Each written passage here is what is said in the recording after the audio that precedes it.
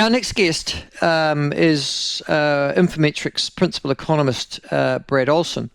And the reason that Brad's been invited to come and talk to us today is because he appeared with a number of other top economists at a University of Waikato Economics Forum this week, I think it was. And it was chaired, I think, by former Finance Minister Stephen Joyce, or rather he was a panel host of one of those economic forums.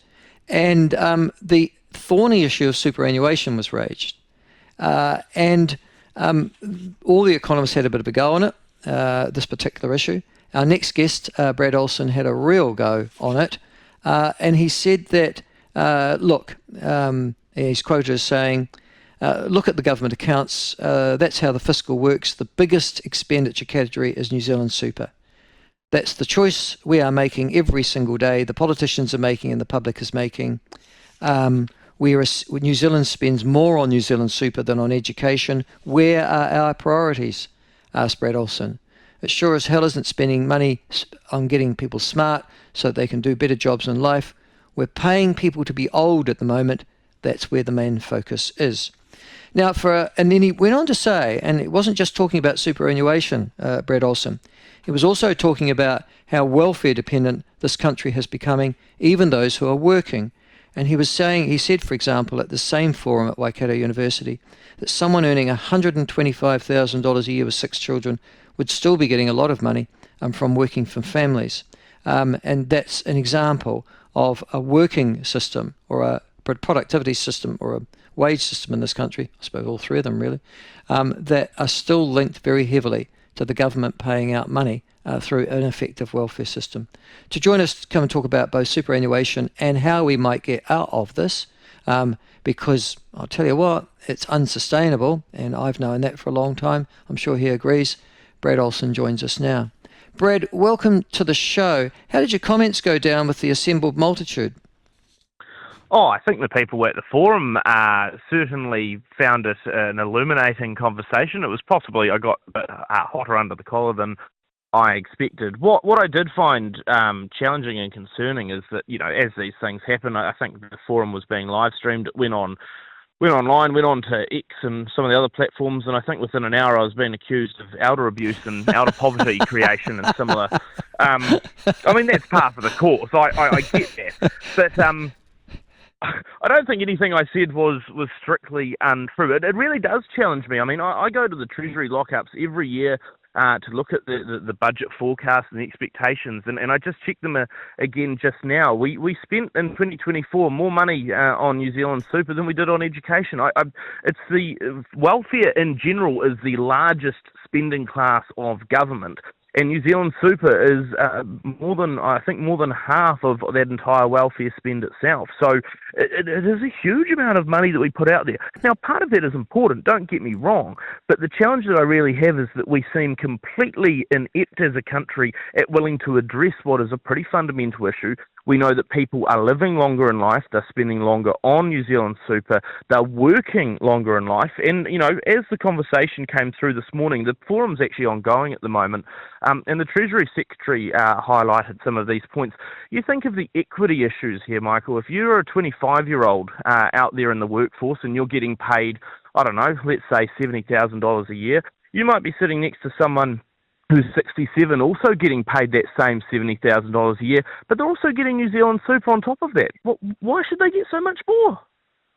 So you are arguing an argument that Ruth Richardson used to run in my caucus, in actual fact, over 30 years ago, when she was the Minister of Finance, and she introduced, along with Jenny Shipley, the then Minister of Social Welfare, the idea of asset and income testing before you get access to super. So we'll talk about super first, and then we'll talk about the sort of welfare mentality second. On superannuation, are you suggesting we do go back to asset and income testing before you have eligibility to that particular payment? I think there's a few parts of it. I think firstly, and sort of the crudest, but also in a sense the easiest measure, would be to raise the age up to 67. And you don't do that immediately. You phase it in over time. Are we doing that now? No. I'm sorry. Oh, that's 65 right. and It's set the been horizon. quashed. Yeah, that's right. Yeah. Yeah, that's the thing that sort of kills me inside is that that's a fairly simple, and it's not actually as controversial as some people make it out to be. I mean, we lifted the age of super through most of the 90s, but since then, since the 2000s, it's been this absolute golden goose that can't be sort of touched. So that would be important, and especially because you do have people that are spending a longer proportion of their life, on New Zealand super now, and everyone talks about the social contract. I'm totally cool with the idea that we said as a country, and we continue to say that we'll support people into retirement for a certain proportion of their life. But if they're spending longer on New Zealand super, we know now that half of all 65 to 69-year-olds are still working. It suggests that we do have to change things up a bit, and we wouldn't be out of kilter given how life expectancy has changed to raise the age. The second part, though, is that we might need to look at how we best do some sort of asset or means testing. And I think probably the most important thing here is we've got to move the dial away from thinking that New Zealand super is this sort of full coverage payment that once you retire, you should be able to live the most luscious life ever by sitting on New Zealand super. It shouldn't be that. It should be to provide those who can't otherwise with the basic means of survival there. And then because a lot of other people, we've got KiwiSaver coming through, you then top up your lifestyle with the money that you've earned otherwise through the system. I mean, going back to the very first bit of this, now I'm just trying to work out your age. You'd be in your late 20s, would you? Correct.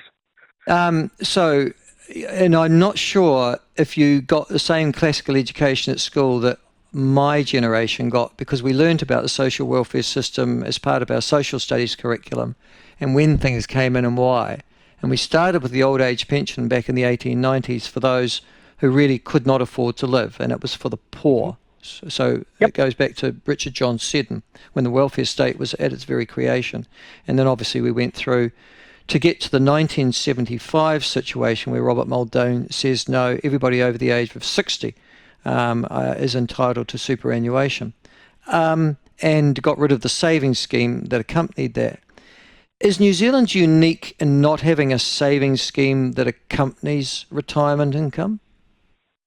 I don't know if we're unique, but I'd say we're a bit more out of step than a lot of other places. And the schemes that we do have, the fact that it's not compulsory and it's certainly not really set at a level that it possibly should be. I mean, you look at the likes of the contributions that the Australians make. I think their sort of KiwiSaver proportion equivalent is like 12% of their That's income. Right, yeah. Ours is 3%.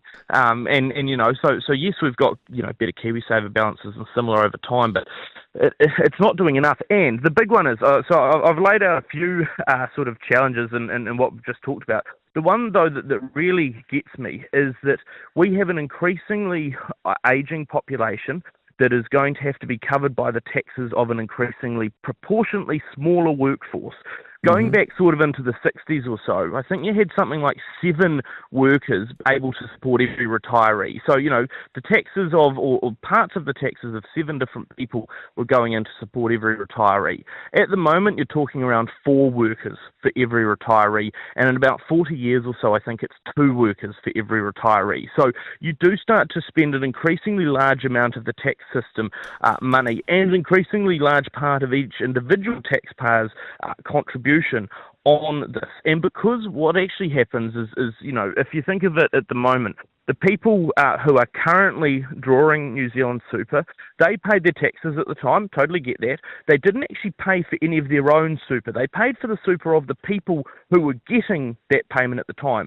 It's the current workforce who's paying the current set of New Zealand super. So the sort of idea that because you've paid your way previously, you should definitely get the entitlement isn't actually laid out in how the system works. We don't have that sort of contribution. There's a bit that comes through in the Cullen scheme, but we haven't tapped that yet.